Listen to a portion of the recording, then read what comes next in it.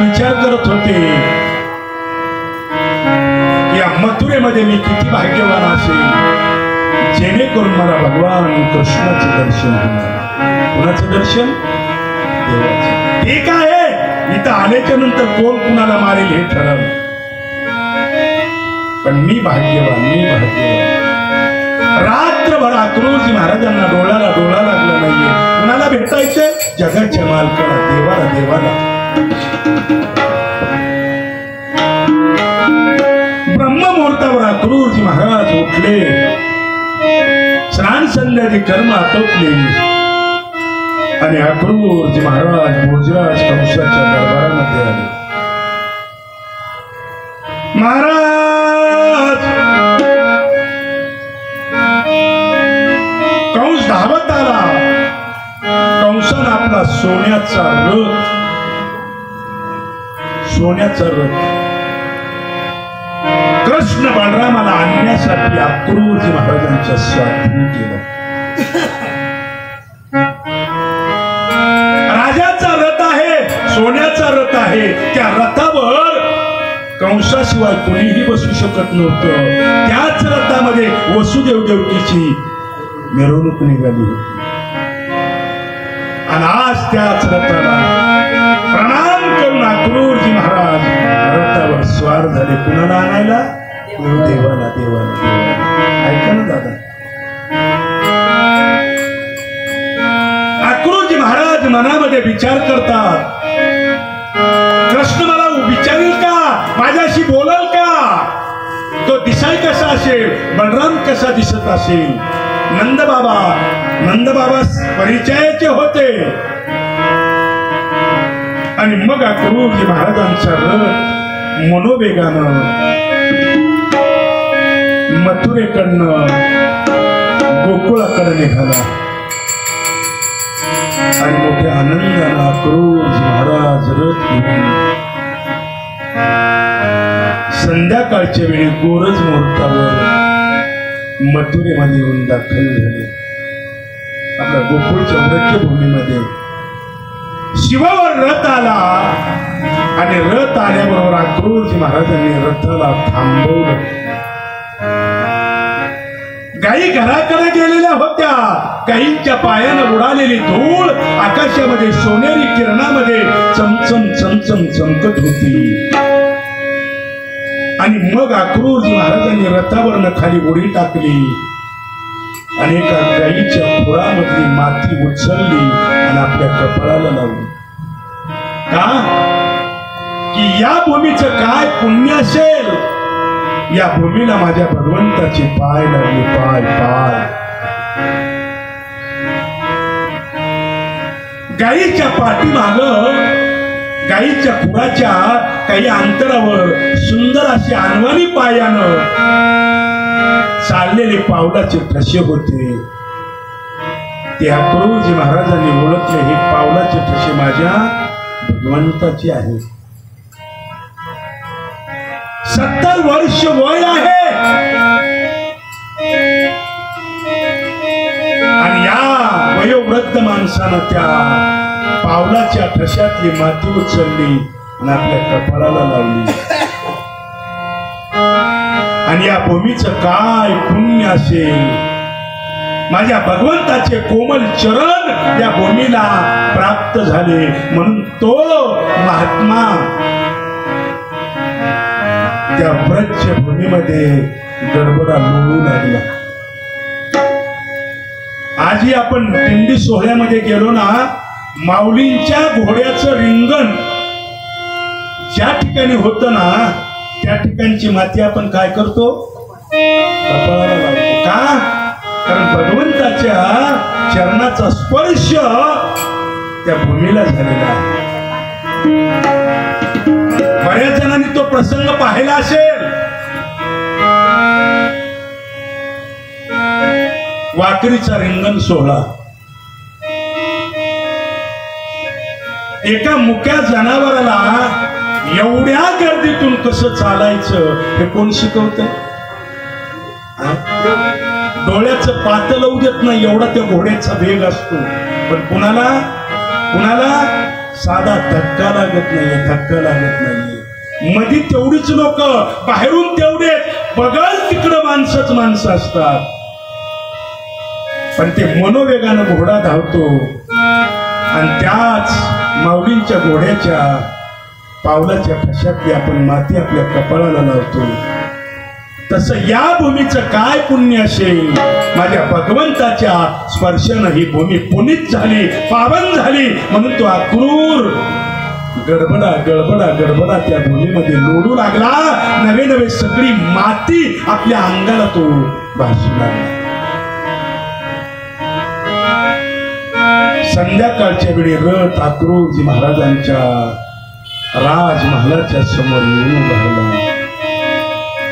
तात्काळ नंदबाबांना निरोप पाठवण्यात आला की भोजराज कंसाचा रथ घेऊन मथुरेवर अक्रूरजी महाराज गोकुळामध्ये आलेले आहेत. मोठ्या आनंदानं स्वागत करण्यासाठी नंदबाबा धावत राजवाड्याच्या समोर आले. नंदबाबांनी अक्रूरांचं यथायोग्य स्वागत केलं आणि अक्रूरजी महाराजांना मोठ्या सन्मानानं नंदबाबा राजवाड्यामध्ये घेऊन आले.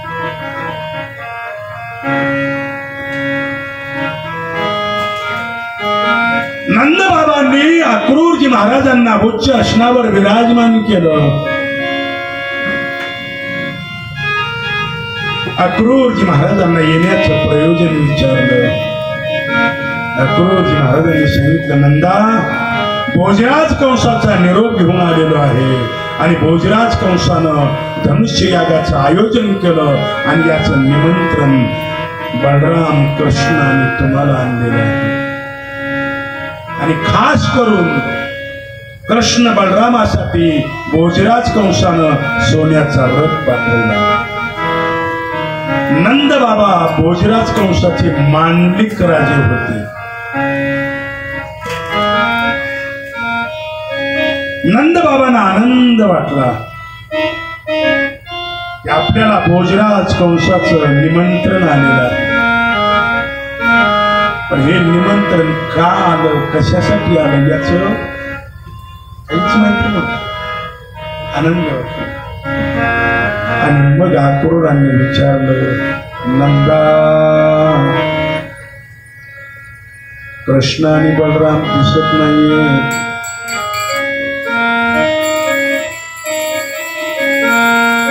नंदबाबांनी सांगितलं, अक्रूरा, कृष्ण आणि बलराम दोघंही गायींची धार काढण्यासाठी गायींच्या गोठ्यामध्ये आहेत. एवढ्या धारा काढायच्या झाल्या की ते राजवाड्यामध्ये येतील. अक्रूरजी महाराजांना कधी त्या भगवंताला पाहिल, कधी त्या भगवंताला पाहावं, कधी बघावं, हे अंतःकरणामध्ये तळमळ लागून राहिलेली आहे. गोकुळामध्ये वाऱ्यासारखी बातमी पसरली की मथुरेहून कुणीतरी सोन्याचा रथ घेऊन अक्रूर नावाचा ग्रस्त कृष्ण बलरामाला नेण्यासाठी आलेला आहे.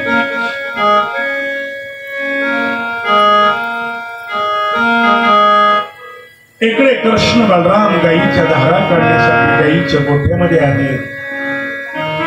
सगळ्या गायींच्या धारा काढणं झाल्या. बलराम, कृष्ण, अन्य गोप गोपी गायीच्या हंड्या घेऊन घरामध्ये आली.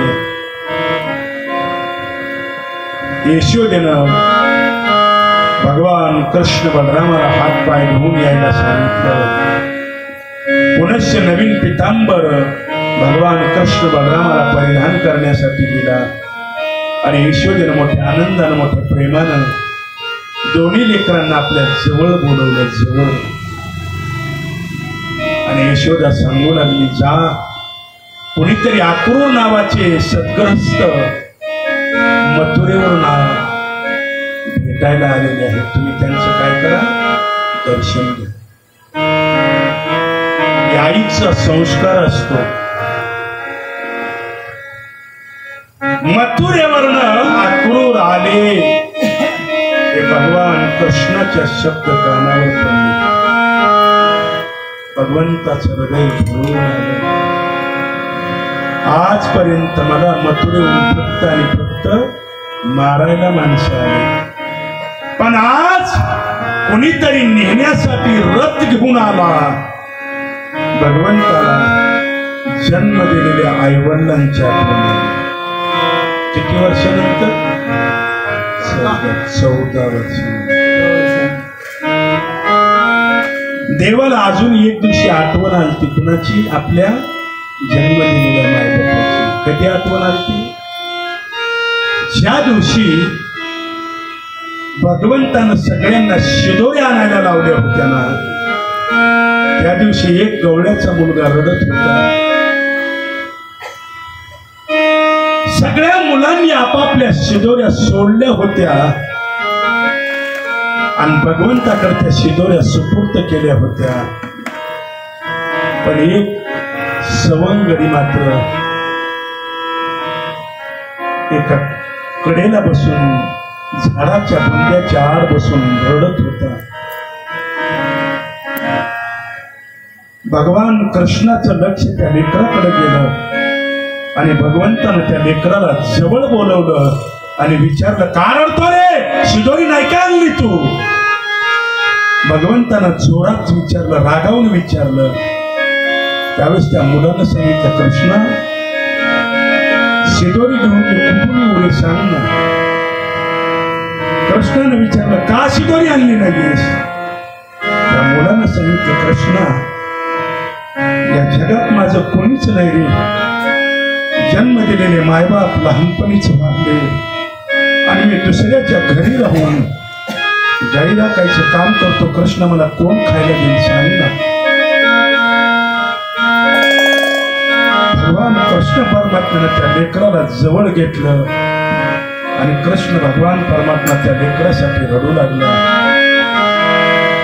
कृष्ण म्हणला, वागा, अरे या जगात तुझे आईवडील नाहीत रे, म्हणून तुला दुःख होत. पण या जगात माझे मायबाप असून सुद्धा मला त्या आईवडिलांना भेटायचं स्वातंत्र्य नाही. त्या लेकराला कडकडून मिठी जगाच्या मालकानं मारली. भगवंत म्हणू लागला, तुझं आणि माझं दुःख सारखं आहे. तूही लोकांच्या घरीच राहून गाई राखतो, फक्त एवढाच फरक आहे, तू नौकर म्हणून आहेस आणि मी लेकरू म्हणून आहे. पण कृष्ण मनातल्या मनात म्हणू लागला, माझे आई वडील जिवंत असून तरी मला कुठं त्यांना भेटायला भेट सांग ना. आज भगवंताला 14 वर्षानंतर आपल्या जन्म दिलेल्या मायबापाची आठवण आली. ऐका ना दादा, आपणच म्हणतो देवानं आपल्याकडे एवढं दुःख का पाठवावं. आपल्यापेक्षा देवाला कितीतरी पटीने दुःख होत. जन्म दिलेले आई वडील असून सुद्धा कृष्णाला वसुदेव देवकीला आई बाबा म्हणायचं स्वातंत्र्य नव्हतं. ऐका, ज्या यशोदेना आणि नंदबाबांनी तळहातातल्या फोडासारखं कृष्णाला सांभाळलं 14 वर्ष, तो प्रसंग आता देवाला सोडायचा होता. यांना सोडून जायचंय. देवाचं अंतःकरण भरून आलं. पण यशोदेला जर कळालं मी जाणार तर आईला काय वाटेल, म्हणून कृष्ण दरबारात असणाऱ्या अक्रूरजी महाराजांकडे आला. भगवान कृष्ण आणि बलराम दरबारात आल्याबरोबर अक्रूरजी महाराज उठून उभे राहिले.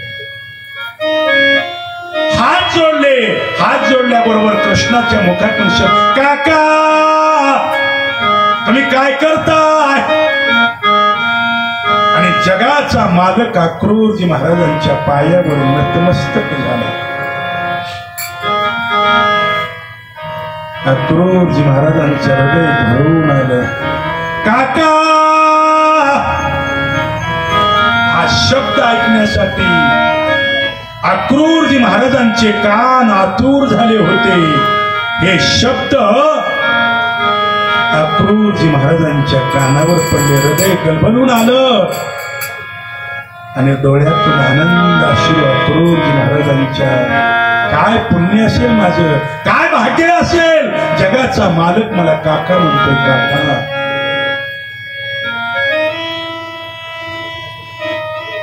जगाचा मालक जमिनीवर अक्रोरजी महाराजांच्या पायाजवळ बसला.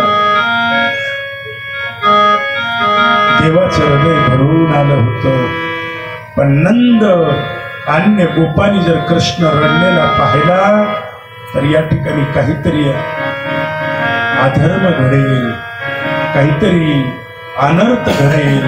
म्हणून भगवान कृष्ण रडत सुद्धा नव्हता. देवाला रडायचं सुद्धा स्वातंत्र्य.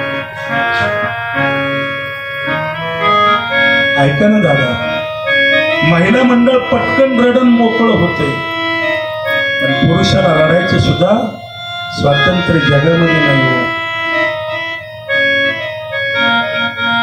बाप जर रडत असेल तर बाप मुलगी माहेरला जाताना त्याच्याशिवाय तो रडत जगाच्या समोर नाही. व्यवहार सांगतो ऐका ना, सासरला जाताना ऐका ना दादा, व्यवहारामध्ये मुलगा विचार करतो आपल्या बाबा प्रेम करतात का आई प्रेम करते.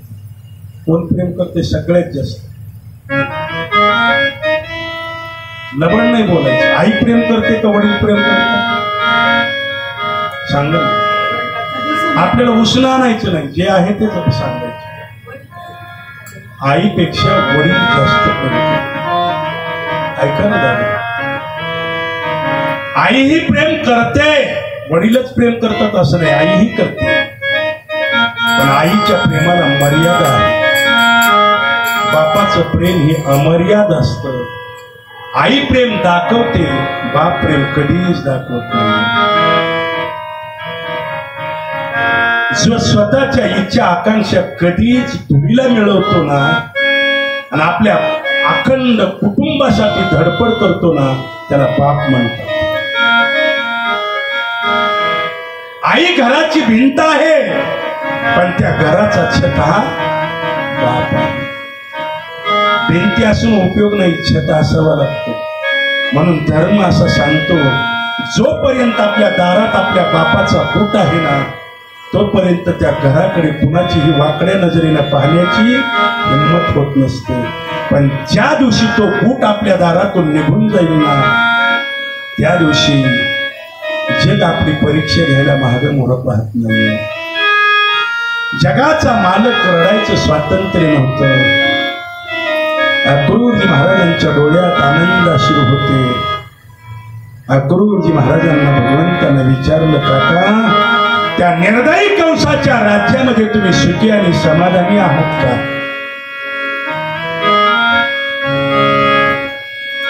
काकांनी सांगितलं हो. आणि मग संध्याकाळची भोजनं झाली. अक्रूरजी महाराज नंदबाबा गप्पा मारत दरबारामध्ये बसलेले आहेत. भगवान कृष्ण आणि बलराम दोघ जण त्यांच्या झोपायच्या महालामध्ये आहेत. बालपण खूप निरागस असतं हो. बलराम 1 वर्षानं मोठा आहे. 15 वर्ष बलरामाचं वय आहे. 14 वर्षाचा भगवान कृष्ण आहे. आणि दोघं भावंड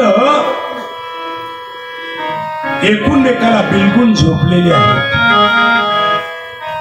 भगवान कृष्णानं बलरामाच्या गळ्यामध्ये आपला हात टाकलेला आहे आणि बलरामानं कृष्णाला मिठीमध्ये घेऊन एकूण-एकाच्या कुशीत गाढ लेकरं झोपलेले आहे. यशोदेला कळालं उद्या सकाळी कृष्ण बलराम नंद बाबा धनुष्य यागासाठी कुठं जाणार आहे? मथुरेला. यशोदेच्या अंतःकरणामध्ये दुःख झालं. एक क्षणभर यशोदा देवाला सोडून राहू शकत नाही. भगवंताला 56 भोग नैवेद्य काय आहे याचं गोड चिंतन ऐका. कृष्ण सकाळी 8 वाजता गाई घेऊन राहण्यात जात होता. किती वाजता? 8 वाजता. आणि संध्याकाळी 6 वाजता गाई घेऊन घरी येत होता. किती तास वेळ होता पटकन सांगा.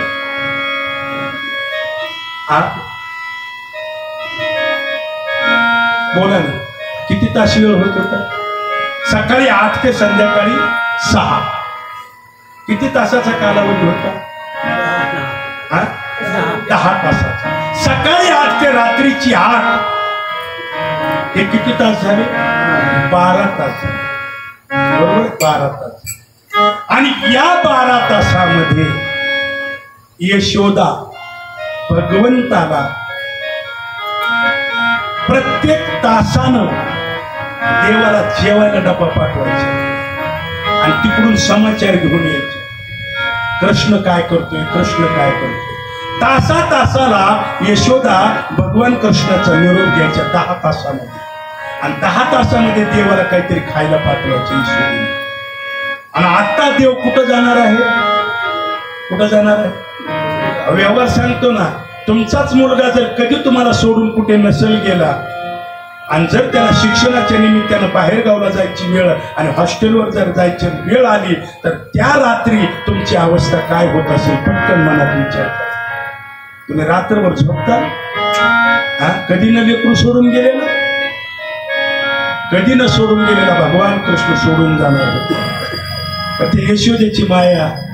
आणि भगवंताला माहिती होतं उद्या जर मी इथून गेलो पुन्हा वापस येणार. देवाला तेवढंच दुःख होतं आणि यशोदेला वाटत होतं 4 दिवसाचा कार्यक्रम आहे आणि 4 दिवसानंतर कृष्ण पुन्हा वापस येणार. पण हे 4 दिवस सुद्धा यशोदेला सहन होत नव्हते. म्हणून यशोदा चोर पावलानं न त्या कृष्ण आणि बलराम झोपले त्या जागेवर आले. ऐका ना दादा, कार दोघंही झोपलेले आहेत आणि यशोदा लेकरांच्या उशाला बसली. मोठ्या आनंदानं यशोदा कृष्णाचं आणि बलरामाचं डोकं कुरवाळू लागले. डोकं कुरवळत असताना यशोदेच्या डोळ्यातले पाण्याचे थेंब बलरामाच्या गालावर पडले आणि बलराम दादानं डोळे उघडले तर यशोदा मैया उशाला बसून रडत आहे. बलराम दादाला हळूच कृष्णाचा हात आपल्या गळ्यातून बाजूला काढला. कृष्णाला मिठी मारली होती, ती मिठी सोडवली आणि बलराम उठून बसला आणि मैयाला विचारलं, मैया का रडते एवढ्या रात्रीचं? काय झालं? तुला कुणी काही बोललं का? आवाज करू नकोस, कृष्ण जागल, उठे. म्हणजे काय झालं? बलरामा तुला माहिती आहे ना, माझा कृष्ण खूप खोडकर आहे. बलराम कुणाचा होता? रोहिणीचा होता. म्हणून यशोदा काय म्हणली, माझा कृष्ण खूप खोडकर आहे म्हणून मी तुला विनंती करते, तू मोठा आहेस, समजदार आहेस, जसं आजपर्यंत तू त्याचं सांभाळ केला ना तसं 4 दिवसामध्ये जर त्या मथुरेमध्ये माझ्या कृष्णाने काही खोडी केली तर त्याला तू काय कर, सांभाळ. बलराम म्हणला, मैया तू टेन्शन घेऊ नको, मी आहे ना, मी आहे, तू नको काही विचार करू, मी कृष्णाला सांभाळी. आणि मग यशोदा म्हणली, कृष्णा आपल्या बलरामा, खरंच रे गोकुळातले लोक खूप चांगले आहेत. आणि इतक्या दिवस काय म्हणायचं, गवळणीला बळाले. आज काय म्हणले, रात्रीच्या 12ला गोकुळातले लोक खूप चांगले आहेत. माझा कृष्ण एवढा खोडकर आहे तरी पण सगळ्या गोकुळातल्या लोकांनी काय केलं, त्याच्या सगळ्या चुका माफ केल्या, क्षमा केली चुका. पण ते मथुरेतले लोक काय माहिती कसे आहेत, बोलता बोलता कृष्णाच्या कानावर शब्द पडले, कृष्ण उठून बसले. मैया काय झालं ग असं म्हटल्याबरोबर यशोदेने भगवान कृष्णाला आपल्या छातीला लावलं आणि त्या रात्री यशोदा ढसा रडू लागल्या. कन्हैया अरे तू सोडून जाणार आहेस म्हणून रडू आला रे. भगवान म्हणला, मैया मला तरी कुठं सोडून जावं वाटतंय, मीही तुला कधी सोडून गेलो नाही, मलाही तिथं करणार नाही. पण देव स्पष्ट आणि स्पष्ट लबाड बोलत होता, कारण देवाला माहिती होतं की आता आपण इथून गेल्याच्या नंतर पुन्हा यशोदेला भेटायला येणार नाही. ज्या गवळणीने भगवंतावर जीवापाड प्रेम केलं त्या गवळणीला देव पुन्हा भेटायला येणार नाही. ज्या राधेनं भगवंतावर जीव ओवाळून टाकला त्या राधेला पुन्हा देव भेटायला देवाला सगळ्यांची आठवण आली आणि देव यशोदा मैयाला गळ्याला पडून रडू लागला, जगाचा मालक जगाचा मालक. यशोदा रडत आहे, बलराम दोघांची समजूत काढत आहे. इतक्यामध्ये रोहिणी आली. रोहिणीनं बलरामाला काही सूचना केल्या. बलरामाला तू मोठा आहेस, तू सगळ्या गोष्टी सांभाळून घे. कृष्ण खोडकर आहे, कृष्णाला काही आगाऊपणा थोड्या करू देऊ नकोस. यव्वना पहाट झाली. यशोदेनं दोन्ही लेकरांना आंघोळ घातल्या. स्वतःच्या हातानं लेकरांना सुंदर नटवलं. यशोदा मैया भगवंताकडे पाहत होत्या. यशोदा मैयाचं हृदय भरून येत होतं आणि सकाळची 7 वाजली. जड अंतकरणाने यशोदा मैयानं भगवंताला उजव्या हाताला आणि बलरामाला डाव्या हाताला धरलं. इकडे यव्वना रथ सज्ज झाला होता. नंदबाबा तयार होते. अन्य गोप गोपी सगळ्यांनी नंदबाबांना जाण्याची तयारी केली होती. भगवंतानं आपले बालमित्र सवंगडी सगळे सोबत घ्यायचं ठरवलं होतं. सगळ्यांना आनंद होता. भगवंताला आनंद तेवढाच होता आणि जेवढा आनंद होता तेवढंच जिनं 14 वर्ष तळहातातल्या फोडासारखं सांभाळलं. तिला तोडायचं होतं आणि ज्यानं जन्म दिला तिला जोडायचं होतं. यशोदा दोन्ही लेकरांना घेऊन राजवाड्याच्या दारात आल्या. अख्खं गोकुळ नंदबाबाच्या राजवाड्यासमोर उभा होतं आणि सगळ्या गोकुळातल्या गवळणी रडत होत्या.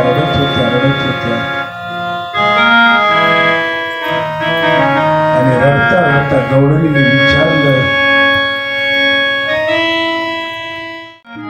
देव बोले आक्रोश वेगी हकारताशी या गोपीच्या शोकाशी न पहावे मजशी. गोकुळातल्या गवळणी रडत होत्या. आणि या रडणाऱ्या गवळणीच्या डोळ्यातल्या पाण्यानं सगळी गोकुळ नगरी चिखलमय झाली. आता मला सांगा किती रडत असतं, बोला किती रडत असतं. गोड चरित्र सांगतो ऐका ना. एक वेळेस उद्धवजी गोकुळात भेटायला आलते. आणि भेटायला आल्याच्या नंतर उद्धवाला पाहून गवळणीला वाटलं होतं कृष्ण आला. उद्धव कृष्ण दिसायसारखी दिसत. कृष्ण समजून उद्धवाशी गवळणी बोलू लागली. पण उद्धवाला लगेच परिचय दिला, मी कृष्ण नाही, देवाचा मित्र आहे उद्धव आहे. आणि तुमचा समाचार घेण्यासाठी आणि देवाचा समाचार देण्यासाठी तुम्हाला भेटलाय. गवळणीला आनंद झाला. ते कोण भेटायला? बराच वर्षाचा काळ निघून गेला. आणि मग उद्धवाने विचारलं, नंद यशोदेचं घर कुठे आहे? आता आपण घर जर विचारलं तर पत्ता काय सांग? चौकात जा, चौकातून डाव्या हाताकडे उजव्या हाताकडे तिथं 3ऱ्या नंबरचं किराणा दुकानच्या बाजूला, पाण्याच्या प्लॅन्टच्या बाजूला अशा पद्धतीचं घर आहे, तिथं झाड आहे, असं पत्ता सांग. त्या गवळणीने उद्धवाला पत्ता सांगितला आहे. आमच्यातल्या नंद यशोदेचं घर शोधणं खूप सोपं आहे. विचारलं कुठं राहतात ते सांगा ना. त्या गोकुळातल्या गवळणीने उद्धवाला पत्ता सांगितला. पाणी जे येतंय ना वरून वाहत वाहत, या पाण्याचा जिथं उगम आहे ते घर आमच्यातल्या नंद यशोदेचं आहे. उद्धव विचारात पडले, त्यांचं घर म्हणजे काही एखादा सरोवर वगैरे आहे का, काय पाणी वाहते? विचारलं पाणी कशाचं आहे? गवळणीने सांगितलं तिथे गेल्यावर तुम्हाला लक्षात येईल. उद्धवाला तेवढं काही विशेष वाटलं नाही आणि उद्धव त्या पाण्याच्या प्रवाहाच्या मार्गाने घर शोधत निघाले. ऐका ना दादा, ज्यावेळेस उद्धव ज्या जागेवर आले ना, ज्या ठिकाणी पाण्याचा उगम होता ना, तो उगम उद्धवाने पाहिला आणि उद्धवाचे अवयव गलित गात्र झाले. कारण ते पाणी एखाद्या झऱ्याचं नव्हतं, ते पाणी एखाद्या सरोवराचं नव्हतं, ते पाणी एखाद्या पाईपलाईनचं नव्हतं, ते पाणी होतं नंद यशोदेच्या डोळ्यातलं. आणि ते पाणी यमुनेच्या नदीच्या प्रवाहाला जाऊन भेटत होतं. ऐका ना दादा, ऐका. अख्ख्या गोकुळ मधले गवळणी, गोप, नंद, यशोदा सगळे रडत होते आणि सगळ्यांच्या रडण्याच्या डोळ्यातलं पाणी यमुनेला जाऊन भेटत होतं. सांगा, त्या गवळणीनं भगवंतावर किती जीव ओवाळून टाकला असेल, तरी पण देव कधीच पुन्हा गवळणीला भेटायला